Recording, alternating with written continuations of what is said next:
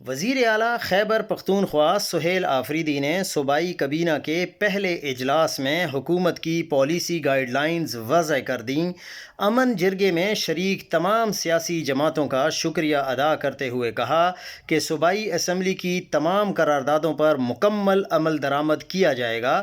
سب سے اہم قرارداد action in aid of civil powers کے خاتمے سے متعلق ہے، جو بنیادی انسانی حقوق کے منافی ہے۔ ریڈیو پاکستان پر انہوں نے پھر کلیئر کیا کہ 9 مئی حملے کی تحقیقات کے لیے انکوائری کمیشن قائم کرنے کا اعلان کر دیا گیا ہے، اور انہوں نے کہا ہے کہ کمیشن تمام شواہد بشمول سی سی ٹی وی فوٹیجز جمع کر کے اپنی رپورٹ کابینہ کو پیش کرے گی، اور اس کے بعد فیصلہ کیا جائے گا کہ کون